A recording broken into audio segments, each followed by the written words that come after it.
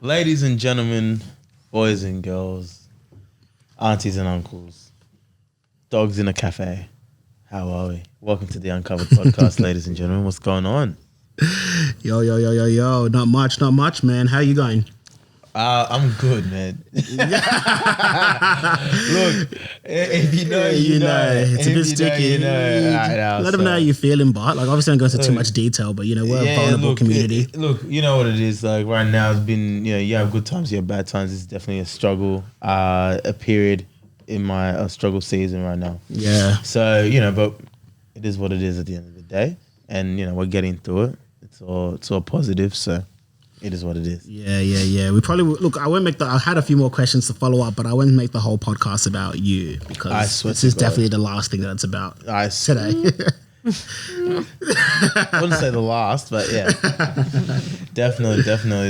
It's definitely about someone that's a little bit more interesting than I am for sure to this podcast. So, I won't introduce them because I think that they'd probably do a much better job at introducing themselves. So. Ladies and gentlemen, we have the amazing Khadine. How are you? I'm fantastic. How are you both? Very well. Very, very, very well. Welcome to the Uncovered Podcast. How you going? Oh, I'm so excited to be here. I'm great today. Awesome. Well, I'm really, really excited to have this conversation because we're going to be delving into a modality that I haven't actually had much experience in myself. So this is going to be coming from a place where I'm like genuinely curious, going to be asking you all these questions and just trying to like further understand what's happening and how much we can help other people as well with this particular practice.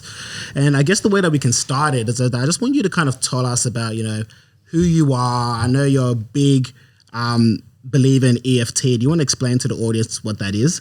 Sure. So who I am, well, I'm Khadine, obviously.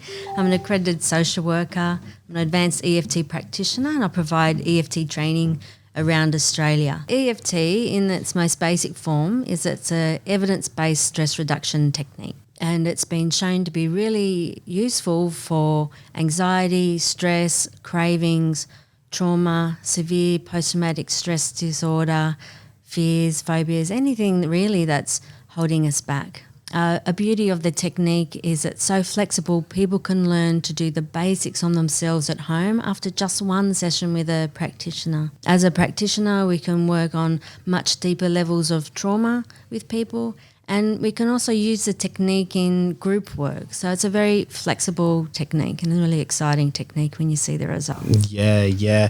And I know that there's so many different type of modalities out there. There's like CBT, DBT, ACT. What made you fall in love with EFT? The results that I saw for myself, I just knew I had to really chase EFT and learn as much as I could about it so I could share it. The results I got from EFT for myself far excelled any other technique I've used over years of living with complex post-traumatic stress. That's really interesting. So let's take a step back because I want to understand a little bit about how did we get here? What's your story and why are we even sitting in this room, right? So like how did we actually get to this point? Sure. So when I was 25, I had a massage therapy business. I was teaching massage. And then all of a sudden I couldn't work anymore. I was having anxiety attacks in the middle of massages, and that increased, and my exhaustion also increased. And I've discovered that if I did dishes, I wouldn't be able to do anything for the rest of the day. So I had to give up everything, literally give up everything. And at one stage, it even affected my eyes and I couldn't see for 6 weeks. It was a really pretty scary time at first, but I couldn't go from a 50-hour week to nothing. So I decided to go to TAFE and do community services. And I used to drag myself there and fall asleep, and it took me twice as long to complete it. But after double the time, I did complete it. And then I thought, well, what's next? What's next, Khadine? So I knew I could get a year off uni. I could get credits. So I thought I'll give that a go. But at uni, I went from excelling, like being at the top of my class, to failing. And it would take me about 10 attempts to read a single sentence to make any sense of what it said. And I knew something just wasn't right. And I'd chat to doctors about it and they had no idea what was going on. And one day I came across this term fibro fog. And I'm like, well, what's that about? And I discovered a research paper on fibromyalgia, that compared a healthy brain with the brain of someone with fibromyalgia. And what they discovered is people living with fibromyalgia have on average reduction between 8 to 12% in grey matter in their brains. And they theorised that was because of really high levels of the stress hormone cortisol and that impacting the brain and its function.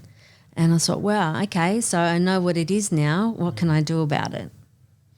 And so I found ways to manage my stress, like meditating before I'd go to sleep and different strategies to lower the cortisol.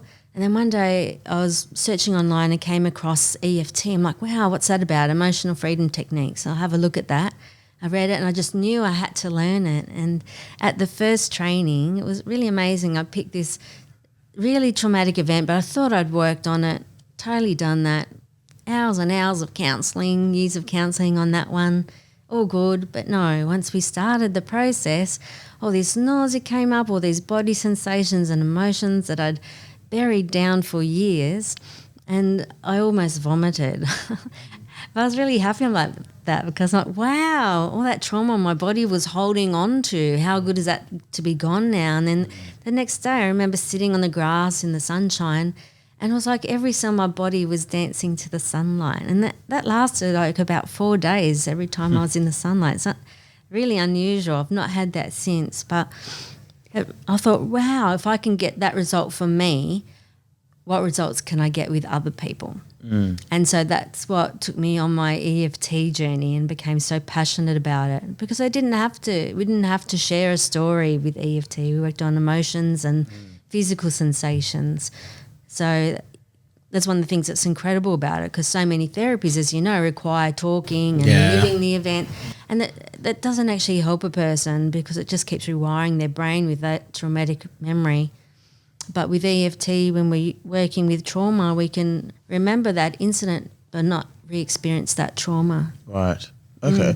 So I think you mentioned, or maybe EFT involves tapping, right?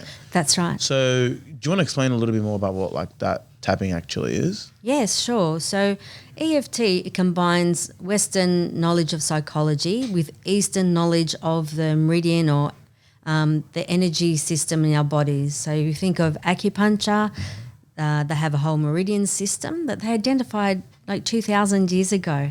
And they were able to identify acupuncture points that we can now scientifically measure. So we use a specific set of those acupuncture points while thinking of the really painful, shitty, horrible stuff that we want to change in our lives. And what happens when we do that, it stops the fight or flight reacting to that thing. And we know with research that when we tap on those uncomfortable things, the amygdala, instead of firing off and sending messages to the rest of the fight or flight system, hey, we're under threat, it actually releases that trigger. So you don't have that trigger anymore. Right. And how does that help with physical pain? Because I know that obviously, like we're talking about cortisol, for example, when when we're in physical pain, a lot of the response that we receive from cortisol comes from pain sensation as well. So what does EFT, how does that help with pain? Well, the beauty of EFT, it works on the mind and the body at the same time. So if we have a physical pain, we will have an emotional response to that pain. Same as if we have an emotional response, whether it's happy or sad or pain or a painful emotion, our body will respond to that. So in EFT, we see them as totally connected. So I could work on just body sensations when people think about, say, a car accident and not even work on the accident, and they'll get a reduction in the emotions as well as the physical. Right. So, that's the beauty. We can just work on the physical and get a reduction in pain. And sometimes that reduction in physical pain can be instant, or like for myself, if I use it, say, for a sore neck, often I'll go to sleep and then wake up the next day and I'll feel a lot freer. But most of the time in a session, you can get a reduction within that session, even for physical pain. And because you're helping the emotions as well, it also helps you to cope with the pain or whatever's going on for you. So you mentioned earlier about energy frequencies, right? Yeah. So why is it so important? Like, what's that about? Because I'm not too sure about that. Sure. So do you want to explain a little bit more about like why energy frequencies are so important? Absolutely, because we're electrical beings. Every cell in our body is electricity. You know, if you go and look further and further into our cells, we are actually light. We're electricity. That's why we can measure nerve conduction. That's why we can measure our brain function, our heart rate. It's all done by electricity because we're electrical beings. And because we're electrical beings, we interact with electricity around us. That's why when we have Wi-Fi around us all the time, it's not necessarily good for us. And if you think about that, humans as a natural being, we're actually meant to be in nature, not in concrete all the time. Studies show us if we're barefoot on the grass, the earth draws out the excess electricity and then therefore reduces our anxiety just by being barefoot on the grass. Yeah. And in modern society, one of the reasons why we have that anxiety is we're so unattached to our natural being, which is on the grass, on the ground. You know, that's our natural state of being. And so anxiety will increase because we have too much of that increasing. Yeah. And when there's an imbalance in our body like that, then our body's not at its peak. When we're in the sunlight, that's really important because you have the whole light spectrum in the sunlight. And we are light. When you look at our bodies from a scientific level, we're more space than anything. Yeah, that's very interesting because I've seen like the socks I think I've heard of before where that you use that in terms of your energy and grounding yourself a little bit more as a little technique. Yes. But I think a lot of us, we struggle with trying to measure the intangibles, and energy for some can be viewed as an intangible. It's like, well, how do I actually measure my energy? So how do people do that? Like, how can we know there's an imbalance with our energy frequencies? Yeah, so I guess there's two ways of looking at that. That's us as everyday beings, and then from a scientific level, can we measure? If we were to look at, say, the grounding example, just because we're already on that, how we would measure just as average people is, do we feel better when we're actually barefoot on the ground connected to nature? That's how we would measure on a personal level.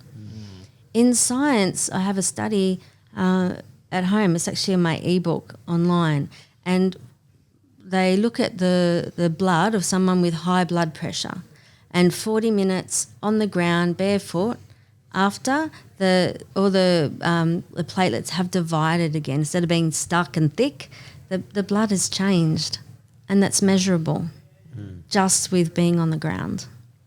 Yeah, that's excellent. That's actually really interesting. It's actually crazy sometimes when you think about the little things that we do that we don't pay attention to. That's right. That make all the difference in the world, right? So those little things, getting sunlight at the right time for your skin type, having time without glasses on in the sun, because we absorb a lot of the vitamin D and the frequencies from the sun through our eyes and through our skin. So the slip, slop, slap is all great when it's really hot, but we actually need bare skin in the sun to absorb all of those light frequencies that actually benefit our healing and help to harmonise our frequency system, if you want to see it as that, or our energetic system. It's those little things that add up and can really make a difference. Yeah, that's really interesting. That's excellent. Well, we're going to hold that thought, go for a quick ad break, and then we're going to come back with more questions. I have a lot more questions about this. So Great. We'll be right Can't back.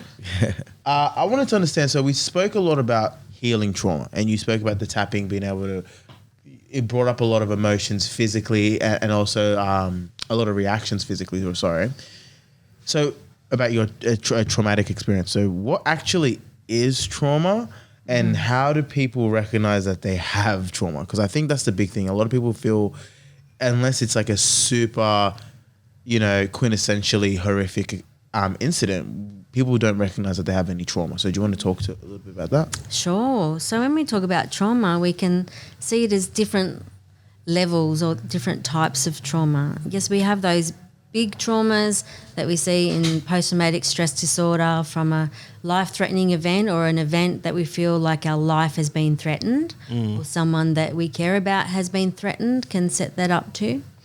But then there are other smaller traumas. It might be just from one car accident can set up a trauma response for someone, and they might have trouble, say, sleeping or feel really anxious if they get into a car.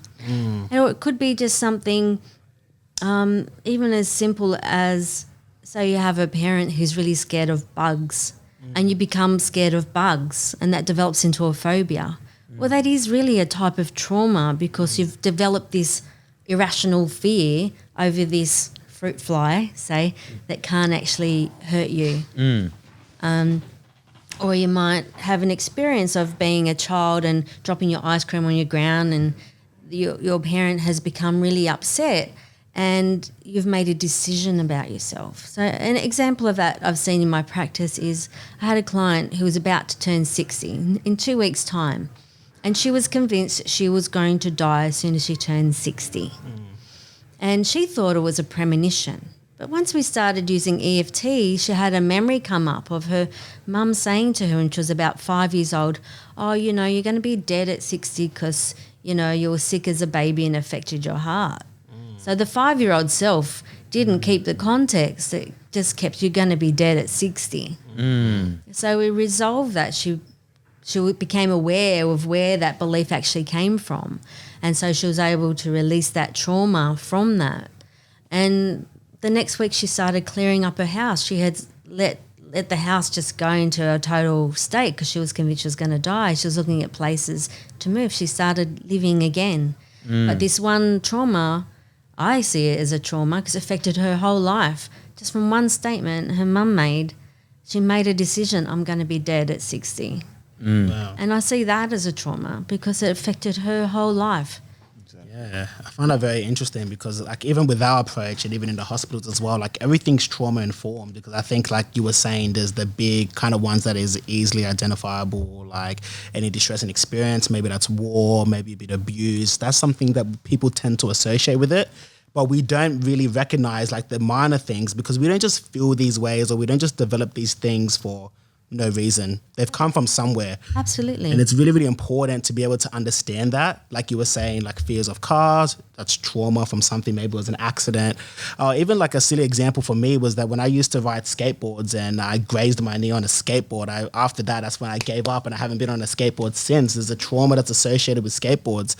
So I think that everybody's got it and it's really, really important to understand. But I think the big question is that now that we understand that everybody's got trauma, how do we heal from it? Because it's so individualistic. Everyone's got different traumas, different experiences. What does that healing process look like? And like you said, it's different for everybody. Of course, I'm really passionate about EFT, yet it's one tool. And in my practice, I use more than one tool.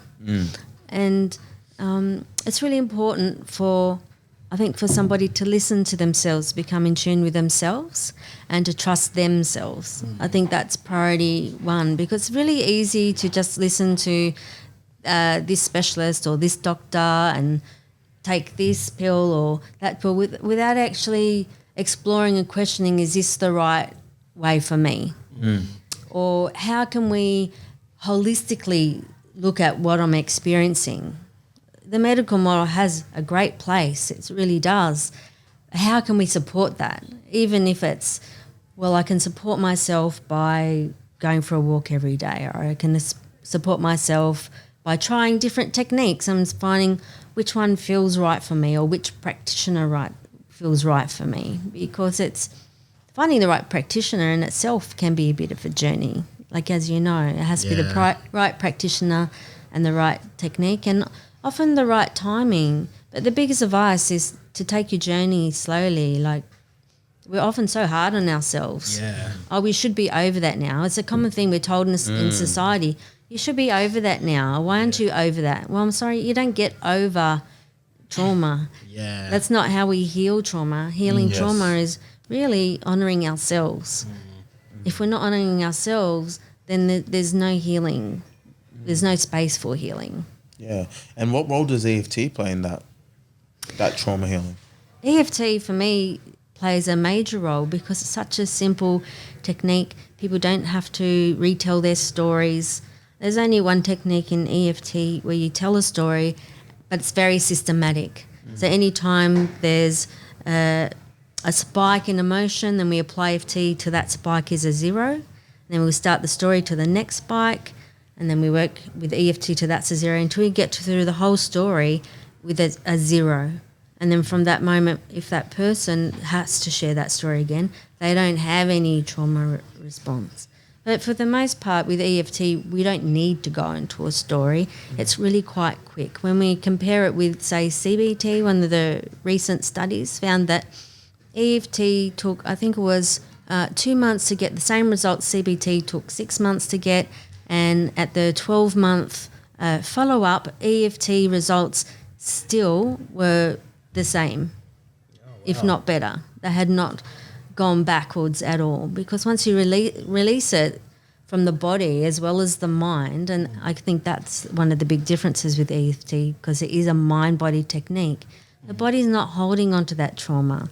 Yeah. And if you have more stuff come up, it's just more layers. So often if we work on a surface layer of trauma, what our psyche is ready for to work on, once that's resolved, then the next layer can come up. And sometimes I think working on complex trauma can be really like that. It's layer by layer.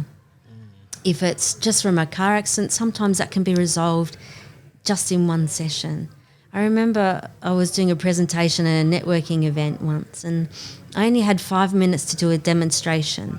And the person who volunteered was an ex-paramedic. He'd had a workplace accident. He'd had an acquired brain injury, and he'd had a hip replacement. So he was in pain all the time. And when we started, he rated his anxiety as a 10 plus, and he was crying, he was shaking. In 5 minutes, he rated a 0. Wow. And because he had volunteered, I said, look, I just want to make sure you're okay, so please come for a free session and we'll have a full session. And 2 weeks later, he was still a 3 out of 10. He had not gone back to that 10 plus in that time. We resolved that 3 out of 10, and now he doesn't respond to anyone mentioning that accident at all anymore. Wow. Or thinking about it. And that's how powerful it can be, particularly when you get to a root cause. For him, it was easy. It was one accident. So we're really able to resolve that quite quickly. And that's so exciting. Yeah, that's very, very interesting. And I want to kind of ask you, because in this, in EFT, like you're saying, it doesn't involve them having to retell their story. It's all about like that emotional release. Do you find that people, because obviously the results that you were talking about, the sustainable over a period of 12 months, do you feel that people need to process their trauma and actually understand their trauma in order to heal from it long term? Or what's kind of your viewpoints on that? Not always. Sometimes we don't. Like for him, he didn't remember the accident even. So we couldn't even work on the memory if we had it. But the processing happens just naturally. Yeah. As you apply EFT, different insights will come up. Sometimes different memories will come up. But sometimes people just don't need that understanding because they're able to release that trauma, so it's not holding them back anymore. There's that period of adjusting to what's a new and normal. Well, I don't have this anymore. Sometimes we can identify with a health condition or with a trauma so much. If that has gone, well, who am I?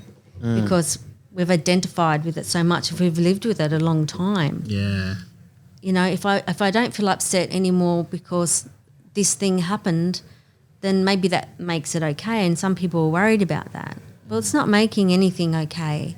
Like I remember all my traumas quite clearly, probably more clear than ever. But I don't have that trauma response to them anymore. Yeah, that's super interesting. And even on the fact that we're talking about trauma and people that have gone through distressing experiences, how do people rebuild their lives? We were talking about going through an adjustment, and simple adjustments could be like, I was near this executive at this job working and now I'm unemployed. That's a massive adjustment for someone to go through. Absolutely. And the motivation you can imagine would be low, people feeling like there's no purpose, worthless, could spiral down to depression depending. But I'm just curious, like, how do people rebuild after such a distressing experience? I think it's not going to be something that happens like that. If you've had a major shift, say if you look at my story, I lost my business pretty much overnight. I went from working 50-hour weeks to nothing. I was doing day-long bushwalks and then I couldn't walk anymore. That was a massive adjustment and that took time. So the important thing is to honour where you're at and be kind to yourself.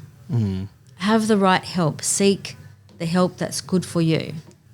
That's really important. We can't always do it by ourselves.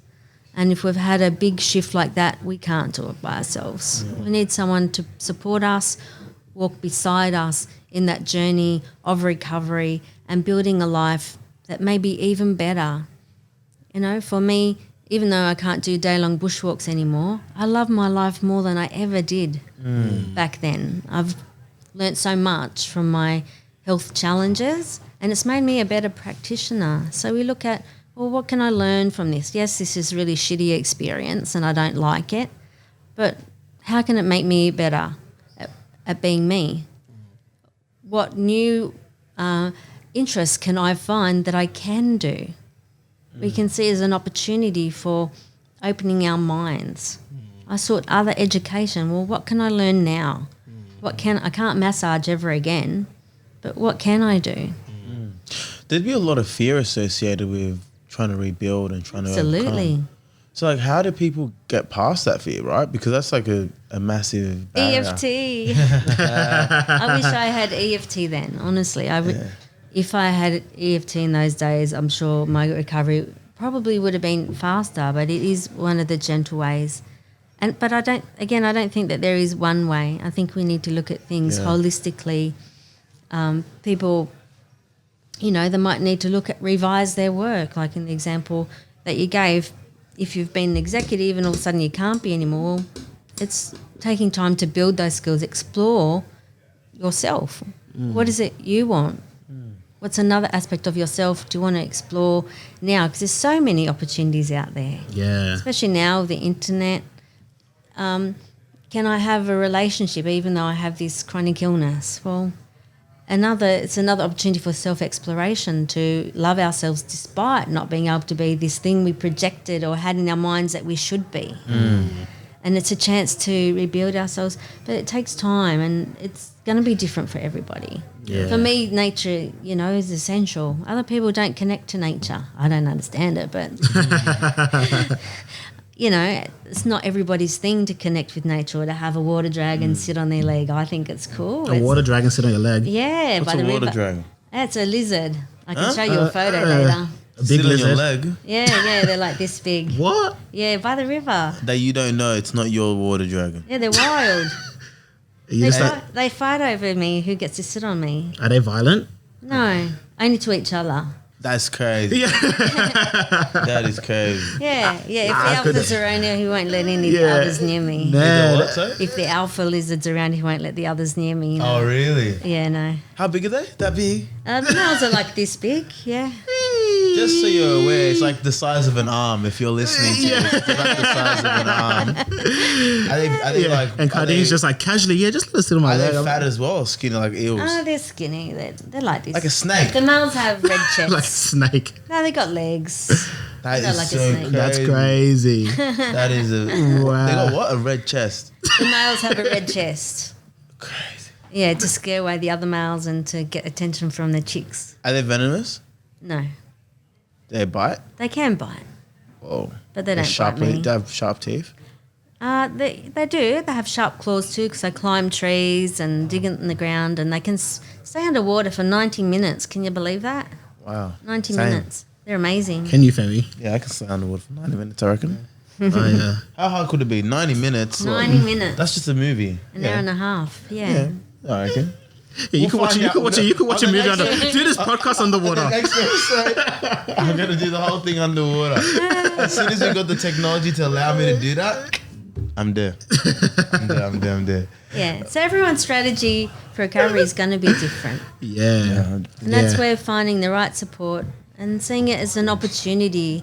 As hard as it is, there's always opportunities in all of life's difficulties as well. That's certainly one thing I've I've learned from my experience. 100%, and I really, really agree with that. And I think as soon as a lot of people, because I think sometimes we focus on things that are outside our control, like circumstances, and when we focus and we have that thought process that, you know, things are only positive that are things that are outside our control, like when this pandemic fixes up, then life is going to be better. But as soon as we can internalize it and think about, okay, well, how can I make now exactly really good? And that's powerful, which kind of leads me on to my next question, because I saw on your website you're very big on empowerment and giving people back the power. What are some of your best tips and strategies that you use? And you might have shared some of them already, but like, how do you give people back the power when everything feels all lost? Sure. So with EFT, the whole technique is really about giving someone their power, because as a practitioner, you tap on yourself and they follow you, and you're using their words. You're not using the words. You're not reframing their words, because you want to use their exact words. Otherwise, it's not going to land for them. And any insights, they actually come up from them.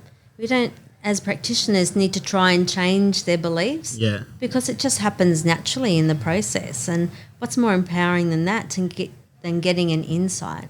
With our knowledge, we can build on those insights and connections. For example, one of my clients had come, she'd been in a relationship that had a lot of domestic violence and had really impacted her self-esteem, and we're working on that. And then one day it occurred to her that her boyfriend actually reminded her of her uncle. I'm like, okay, so I could explore that. Well, how are they similar? And so I could use my knowledge as a social worker then to build on that new insight that had come from her and strengthen that. But essentially with EFT, that it's so empowering because that comes from the client rather than being directed by the practitioner, which I really love. And I don't think many techniques really do that. 100%. That's awesome. That's awesome. And I just got one last thing that I want to ask you that's been lingering on my head since you mentioned at the start. You said like if you have a neck pain, you do some tapping and then you wake up and you feel a bit better. Can you show us like what that kind of looks like? Oh, for sure. So in EFT... And maybe show it to the camera as well, because I'm going to probably get people to do this. Great. So EFT, we can do a little bit of basic EFT together if you like. Yeah. Do you have a discomfort in your body? Yeah, my neck. Oh, so neck. Great. So if you tap along with me. So we're going to start on our side of our hand. And with EFT, we always do a setup statement. So it's going to have two parts. The first is going to be acknowledging the pain in the neck or the discomfort. And the second part is a self-affirmation.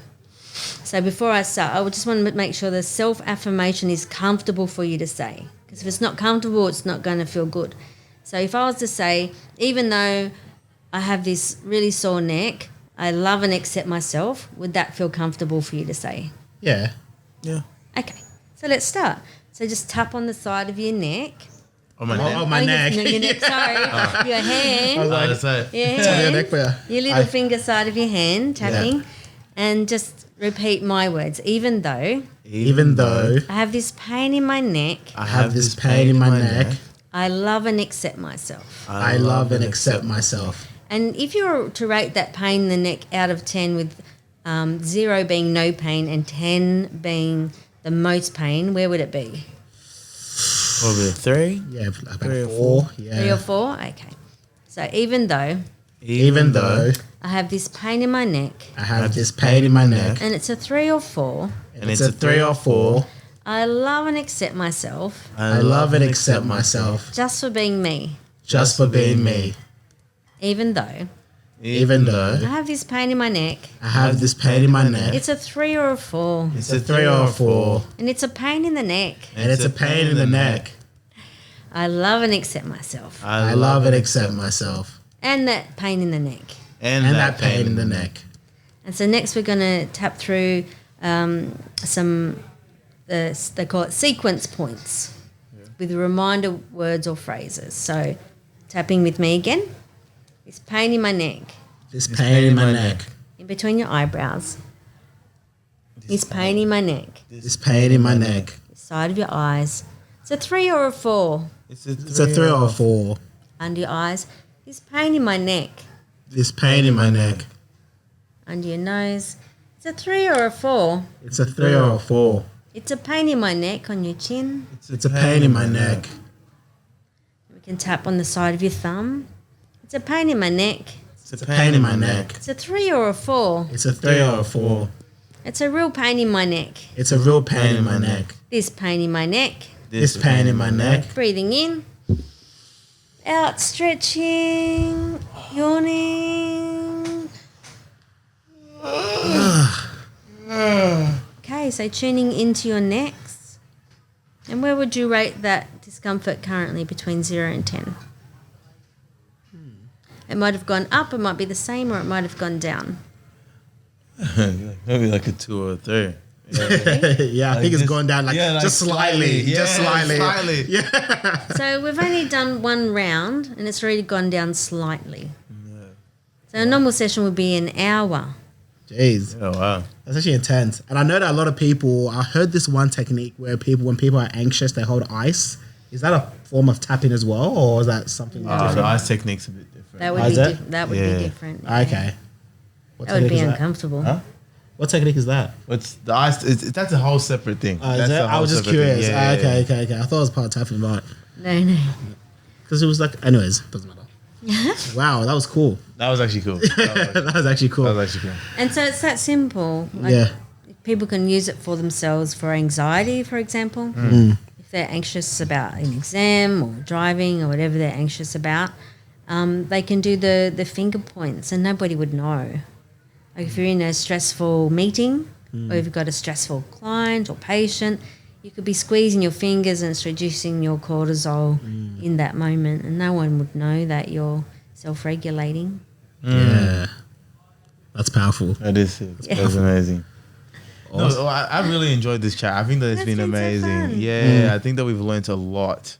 And anyone that's at home that wants to try that out, do it. Go for it. And Make sure you watch the YouTube video because we got a live exactly. demonstration. We'll probably put it on Instagram as well. Possibly. Possibly, probably. Yeah, probably. More, yeah. More likely will, than we not, will, but yeah. no promises. I'm not binding myself to anything. Yeah. No, but yeah, so if they wanted to find you or speak to you a little bit more, they want to get a little bit more in-depth conversation about it, where do they find you? Just go to my website, embraceempowerment.com, Awesome. and all the information is there. Amazing. Awesome. And I'll make sure to put that in the show notes as well because I think this is such a powerful technique for people to be aware of, especially if they're the type that don't like to, we talk about their traumas. This is such a great tool and technique that people can utilize, which I would highly, highly encourage people to do. And just for people, if you do have deeper traumas, go to a practitioner. A lot of people will do EFT online, like there's an EFT summit coming up, and they think that that's all EFT.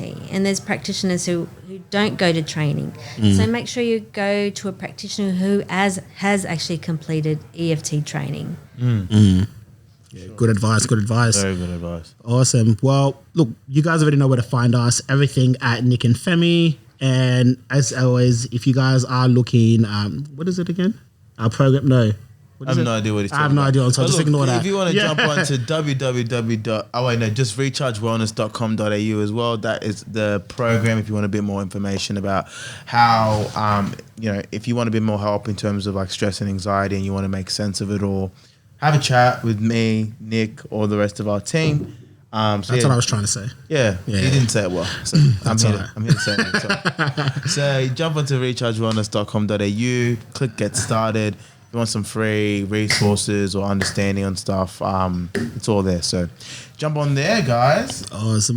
But Khadine, it's been an absolute pleasure having you. Thank you so much. Thank you. And we will see you guys next week for another episode of the Uncovered Podcast with Nick. And Fanny.